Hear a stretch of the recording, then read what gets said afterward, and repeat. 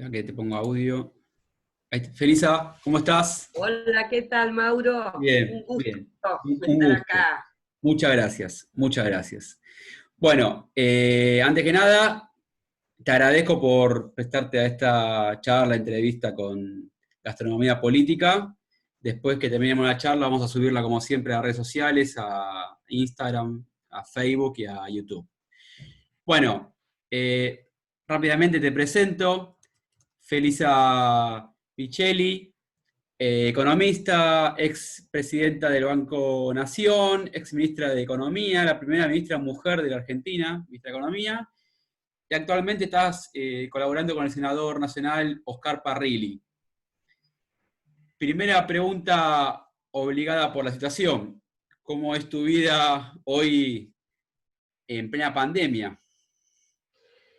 Bueno, como verás, como verán todos, ya estoy en edad de persona de riesgo, así que no tengo más remedio que acatar las disposiciones y además lo hago con gusto y con conciencia, ¿no? De no estar movilizándome, salvo para las cosas imprescindibles, que son las compras cotidianas, el abastecimiento para la vida del día a día, porque me parece como que es la mejor forma de cuidarse, no hay otra, hasta que no esté la vacuna, tenemos que vivir así, y bueno, yo hago eso, ¿no? Vivo como mucha gente de mi edad, haciendo y cumpliendo lo que está dispuesto en la cuarentena, y sobre todo, por supuesto, adentro de mi casa hago lo que hace mucha gente también, que es trabajar con la computadora. Hoy esto de las redes nos facilita muchísimo la comunicación, preparo informes, estudio y analizo temas, tengo unas cuantas reuniones de este tipo, entonces el día se pasa bastante rápido.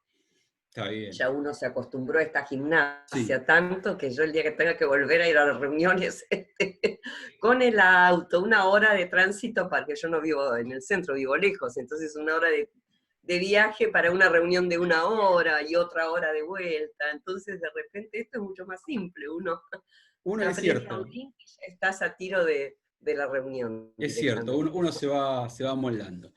Bueno, la idea de la pregunta es hablar de lo que fue tu gestión, durante la gestión de Néstor Kirchner y, bueno, antes el Banco Central por directiva de Roberto Lavagna.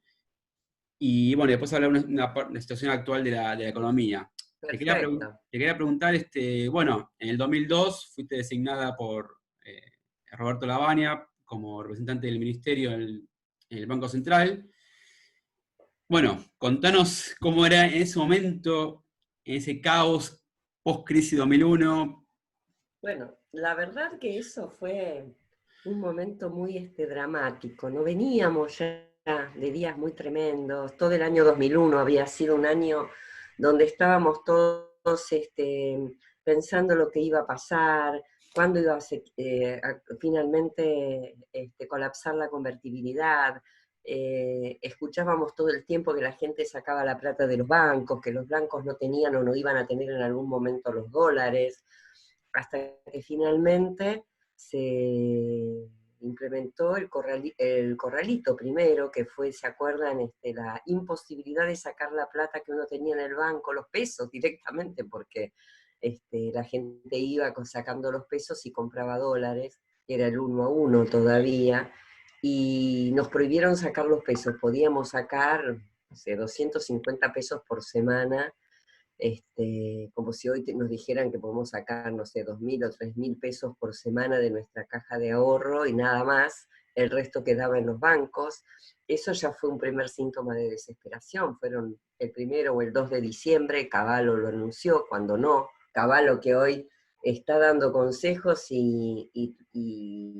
opinando sobre lo que hay que hacer en la economía argentina. Hay algunos que no tienen cara, digo yo, no hay manera de que se guarden a silencio, se manden a silencio por todo el daño que hicieron, ¿no? Entonces, ahí la gente empezó a protestar por esa disposición, y yo realmente ahí creí que la gente se iba a resignar y no iba a salir a luchar. Veníamos de 10 años de mucho incremento de la pobreza, del desempleo, con grandes manifestaciones, resistencias y luchas, pero sin que nunca se hubiera podido quebrar el brazo de lo que fue el proyecto neoliberal durante tantos años en la Argentina. Y sin embargo, poco tiempo después, el 19 de diciembre, cuando se aplicó ya la disposición de que directamente no se podían sacar dólares del banco, la gente salió a la calle. Y ya venía otra gente estando en la calle, por eso aquella famosa consigna,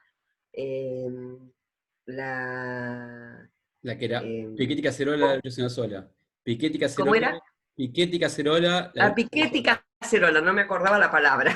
Piquete y Piquete y Cacerola, la lucha cacerola sola. es una sola. Y yo ese día estaba absolutamente distraída. No me imaginaba que la situación estaba tan caótica. En ese momento estaba trabajando, trabajaba en el Ministerio de Educación como una consultora. Y a la mañana nos había reunido el ministro de Educación, que en ese momento era, bueno, el viceministro era El economista. Yaes, Sí. Gustavo Yaes, que él nos había reunido para avisarnos que estaba todo normal, que el ministro acababa de llegar de la residencia de Olivos y que anunciaba que la situación se iba a superar, que el ministro de Economía era optimista, que iban a obtener ayudas externas, en fin, había pintado un panorama que no hacía prever que la situación se iba a desbordar. Y sin embargo, ese día cuando el presidente, cuando había saqueos, había disturbios, y de la Rúa anuncia el estado de sitio, la gente empieza a cacerolear y eso fue fantástico porque fue una, un límite que se puso a la posibilidad de que en la Argentina volviera el estado de sitio, una cosa tremenda, tremenda que era inimaginable. Y de la Rúa tuvo que volver atrás, esas jornadas gloriosas del 19 y 20 de diciembre, que después dieron lugar a los 5 presidentes, a que Dualde finalmente asumiera, y Dualde fue quien llamó a Labaña. Yo había trabajado con él en Ecolatina, la consultora que él tenía en esos tiempos, y me llamó al poco tiempo para, bueno, al principio de todo, ¿se acuerdan ustedes que Labaña no estaba en el país? Cuando Dualde asume, que es en Sí, correcto. enero, Labaña estaba en Europa como representante argentino ante la Unión Europea.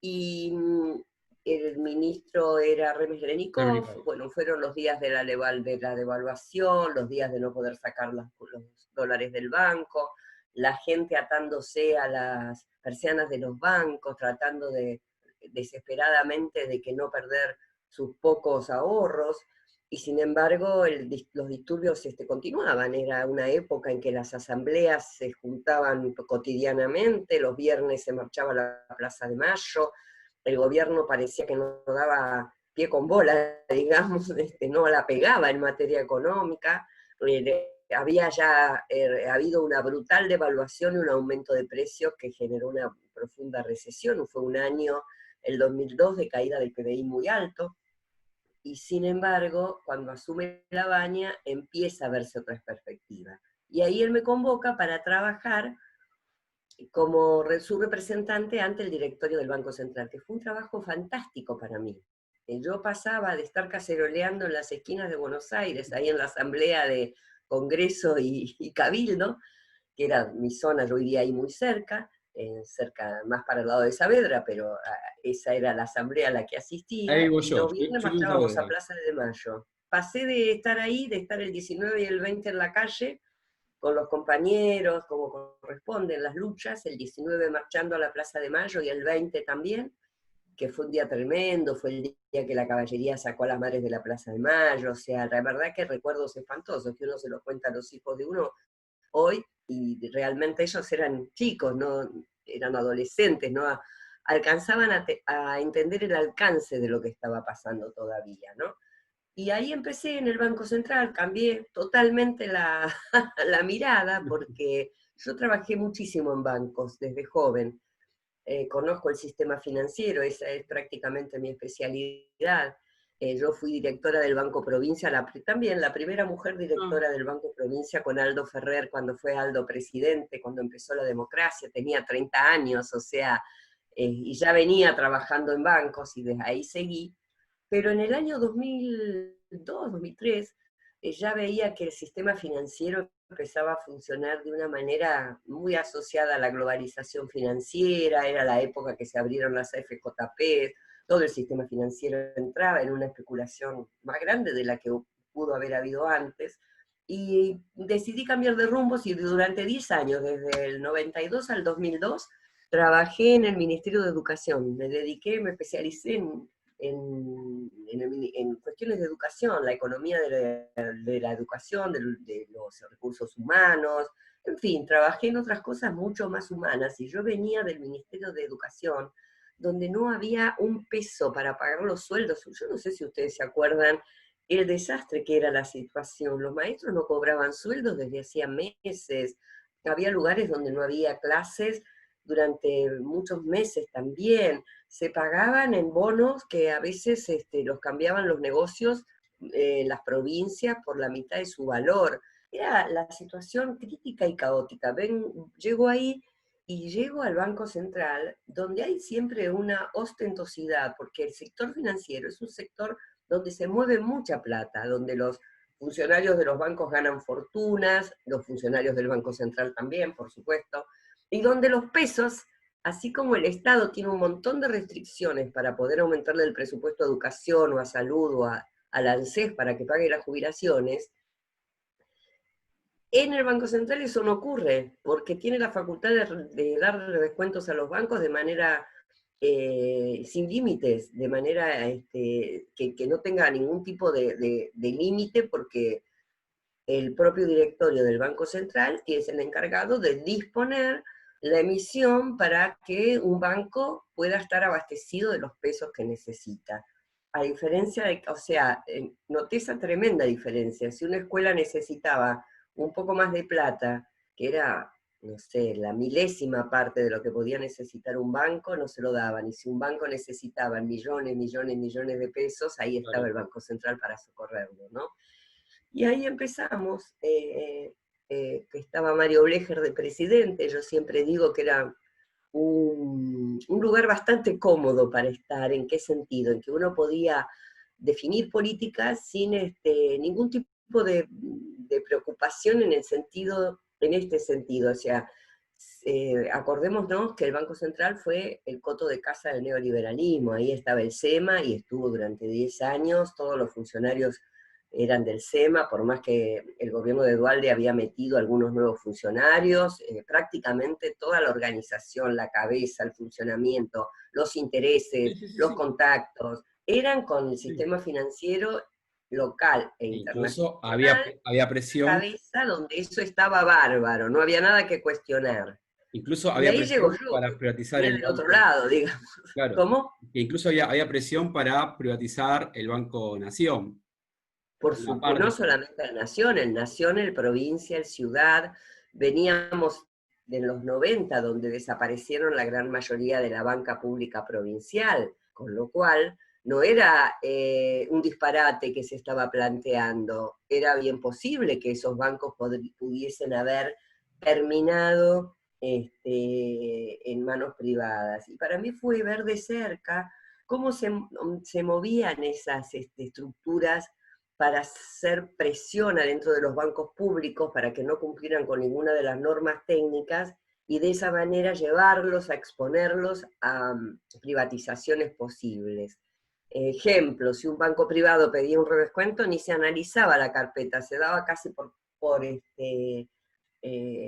digo, como concluido que lo necesitaba y había que dárselo. Si el Banco Nación pedía apoyo, no se lo bajaba de categoría, lo calificaban de una manera de una manera de insuficiencia de recursos como para que quede expuesto, las mil y unas, pero no lo hacían porque están en contra del Banco Nación, es su ideología, es su forma de pensar.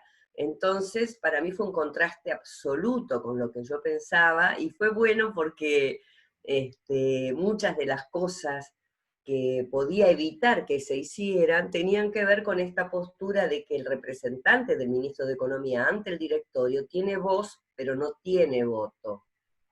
Claro. Pero entonces podía hablar y no votar, pero mi voz influía en el voto de ellos, porque tenían un cierto temor, y yo decía, bueno, quiero dejar constancia en actas que desde el Ministerio de Economía se opina tal cosa, que era todo lo contrario, que no había que hacer esto, que había que hacer lo otro, y con esa sola palabra, quiero dejar constancia en acta de tal cosa, podíamos impedir o poner en funcionamiento una cantidad de cuestiones que ayudaron de manera significativa a resolver la tremenda crisis que había, que no era solo de confianza, sino de falta de divisa, muy parecido a lo que estamos viviendo después del macrismo, ¿no? O sea, los gobiernos neoliberales nos dejan estas catástrofes tremendas en la economía, tremendas. Bueno, Así que bueno, buen proceso de vuelta al sistema financiero. buen proceso. Y cuando asumió Néstor Kirchner, fuiste designada al Banco Nación, que hay un dato que quisiera hablar con vos, que es muy interesante, que tengo entendido que había 40.000 campos con hipotecas, y en el 2009 pasaron a ser 3.000. O sea, fue un Claro, reportaje del porque, sector agropecuario. Quisiera que nos cuentes esa experiencia muy importante. bueno, cuando fue, te imaginás que cuando fue la 125 o el 2008, muchas veces Claro. pensé, uy, ¿por qué los ayudamos tanto? ¿No? Realmente qué falta de visión política, qué falta de visión de país. Una de las grandes catástrofes de los 90 fue el endeudamiento del sector agropecuario, todos tenían sus campos hipotecados. Cuando digo todos, era, no sé, el 80% de la tierra de la Argentina apta para cultivo o para actividad ganadera estaba hipotecado, y gran parte de esas hipotecas estaban en el Banco Nación. Y muchas de las cosas que se decían en ese momento eran ciertas. La privatización del Banco Nación que se pedía en los 90 era fundamentalmente para eh, hacerse de las tierras que estaban detrás en los activos, en las hipotecas que el banco tenía a su favor. Había ya una ola de remates que habían sido parados, no sé si todos recuerdan de ese proceso de las mujeres agropecuarias en lucha, que son Sí. estas mujeres que salieron a frenar los remates de los campos que se paraban delante de las tranjeras cantando el himno nacional y evitaban que los rematadores pudiesen ingresar al campo, y así salvaron una cantidad de campos, porque mientras tanto presentaban amparo, buscaban otro juez que paren el remate, y las conocí mucho. De hecho su dirigente principal, Lucy de Corneli, siempre sigo tratando con ella, porque ella nos dio un montón de información respecto a cómo habían funcionado esos créditos, con esas tasas altas de interés que hacían impagable los créditos, el valor, como ahora, el valor de la producción era en relación al valor de la tasa de interés, era desproporcionado. O sea, cualquier productor era mejor especular que producir, y como pasó con el macrismo. Y los campos hipotecados rápidamente, al producirse la devaluación brutal, que fue muy, muy grande, aunque hubo una compensación en ese momento, quedaron endeudados en pesos, pero había un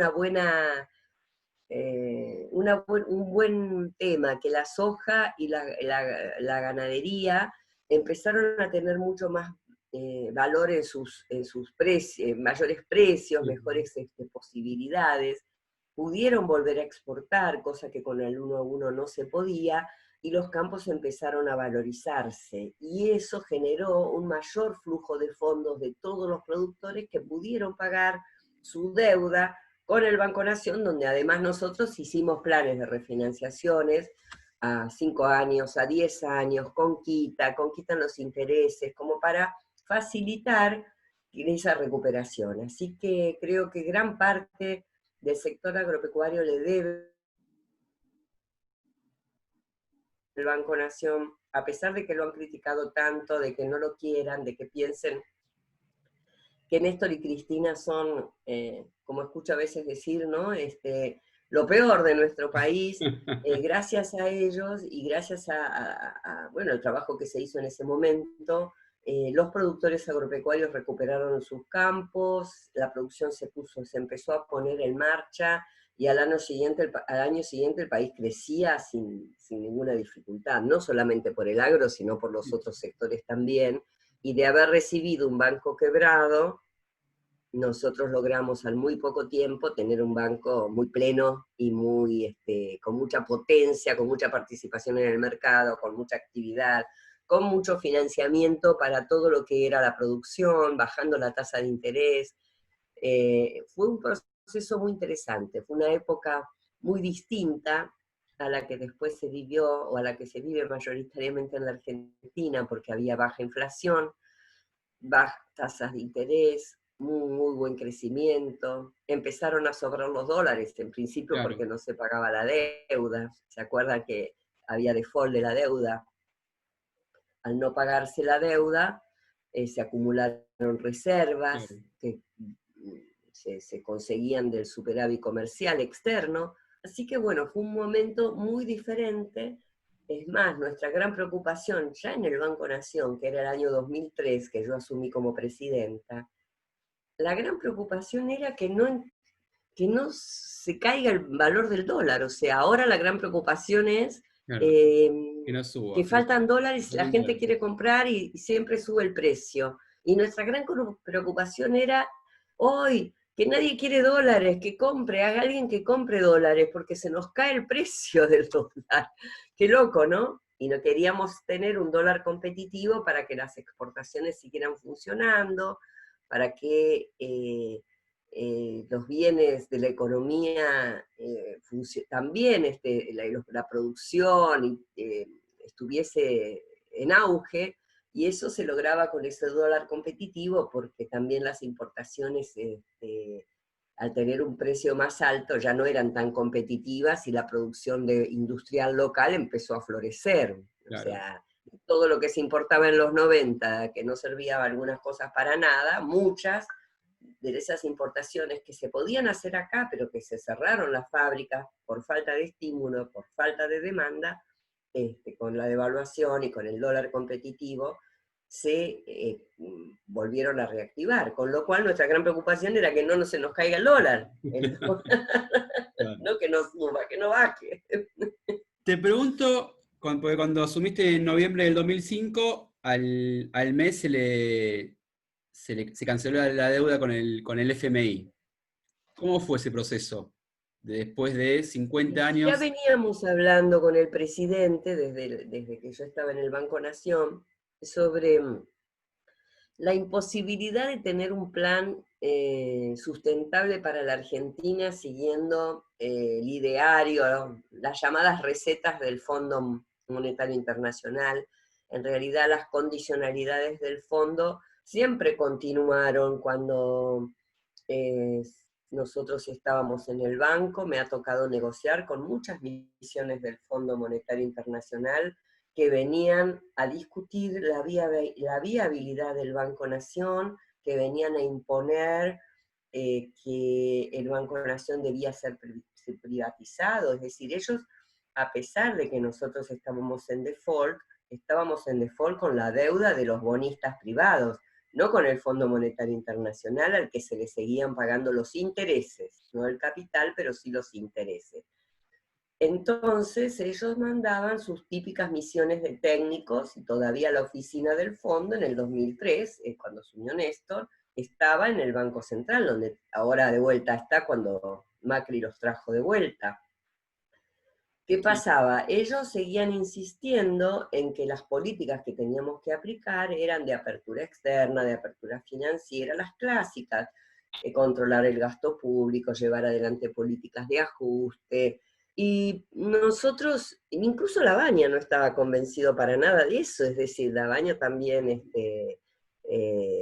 no estaba de acuerdo con esas condicionalidades que nos imponían. Entonces, ya veníamos hablando con el presidente, y cuando yo asumo se da una oportunidad que las reservas ya estaban, ya Argentina había presentado su propuesta de reestructuración de deuda, ya se había reestructurado el 76-77% de la deuda de los bonistas privados, teníamos 30.000 millones de dólares de reservas, teníamos, o sea, era el año ya 2005, o sea, ya habían pasado 2, 3 años y se habían acumulado reservas.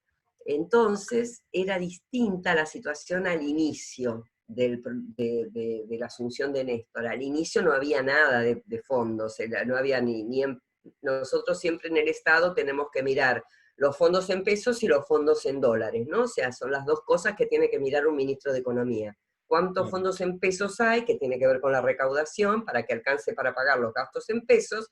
¿Y cuántos dólares hay en las reservas del Banco Central para que alcance para pagar las importaciones, para pagar lo que hay que pagar en todo lo que es el sistema cambiario internacional? Entonces, mirando eso, viendo que teníamos una buena base con esas reservas, que eran todas libres, de libre disponibilidad, no eran reservas atadas a ningún préstamo ni nada, eran propias del país, que era otra diferencia importantísima con las que tenemos hoy. No había swap con China, no había ningún préstamo que esté cargado en esas reservas, eran todas de libre disponibilidad. Entonces la decisión era ver qué hacíamos, que al fondo le debíamos 10.000 millones, 10.500 y pico. Entonces, fue toda una discusión y fue muy interesante porque a uno también le agarra la duda, aunque sea ministro, aunque sea presidente. Entonces con el presidente decíamos, bueno, me decía Néstor, ¿cómo lo van a tomar? Y yo digo, horrible, van a mover todas sus fichas acá, a los sectores del poder del país que son tan adictos a ellos, para que salgan a matarnos, porque van a decir que ahora vamos a ser irresponsables en la política fiscal, que ahora vamos a tirar la casa por la ventana y hacer populismo explícito.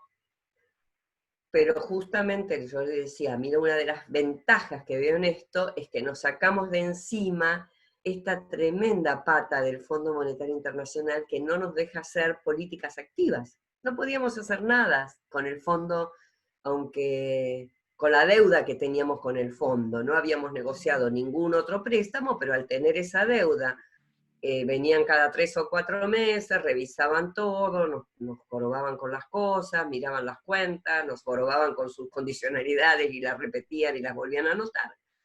Entonces nos pareció una excelente oportunidad decidir eso. Es más, ustedes no sé si recuerdan que Brasil también decidió cancelarle su deuda al fondo. Entonces juntos se logró esa posibilidad de que en el mismo fin de año los dos países anunciaron la decisión. Brasil debía 15.000 millones, nosotros 10.000, pagamos la deuda al fondo.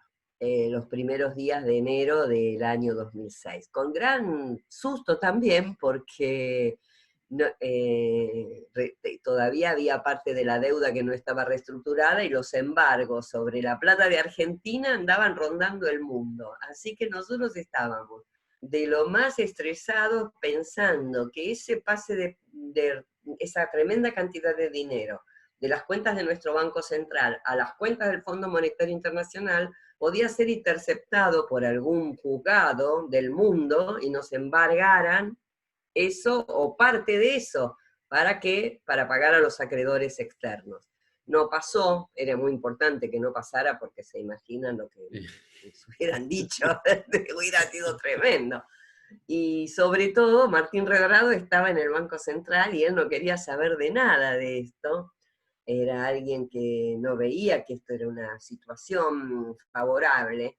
Desde el punto de vista económico y financiero, la medida puede ser cuestionada, puede ser, para mí fue una medida válida porque nosotros, ustedes saben, las reservas son como un ahorro del país.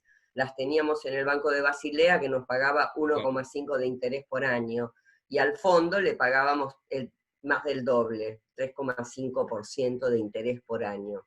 Ahora, si ustedes me dicen a cuánto se podría endeudar Argentina en ese momento, mucho más que al 3,5, si al 6 o al 7, con lo cual la pregunta que nos hacían es, ¿para qué si tienen un crédito del fondo a una tasa barata, nos siguen con ese crédito y qué necesidad hay de deshacerse de esos 10.000 millones? Pero esto no era ni técnico, ni financiero, ni económico. Esto es una cuestión política, es una cuestión de soberanía, es una cuestión de ejercicio del derecho del país a definir su política económica. Y entonces, cuando eso ocurrió, empezamos a poder aumentar los salarios del sector público, a poder agrandar algunas áreas que se necesitaban y desarrollarlas más para que se pueda generar otras políticas desde el sector público. Pudimos hacer todas las cosas que con el fondo, no, aumentar las jubilaciones, mejorar todo lo que con el fondo no se podía hacer, porque todo era un cuestionamiento. Y manteniendo, porque en la época que yo fui ministra, siempre mantuvimos el superávit fiscal y el superávit externo. Fue una época muy favorable, donde crecíamos al 8%, tanto el 2005, el 2006 y el 2007, con lo cual fue un paso en ejercicio de la plena soberanía del país para poder encarar otro tipo de desafíos y otro tipo de políticas. Está muy bien. Mira, nos quedan 4 minutos. Sí, pues, me gustaría hablar un poco de la actualidad. ¿Podríamos, Perfecto, podríamos salir, entrar de vuelta, así no se corta la charla? ¿Te parece? dale, Dale. dale, hagamos, salimos y entramos de vuelta, Entramos de listo. vuelta al mismo, a todos entramos de vuelta al mismo link. Al mismo link, perfecto. Gracias.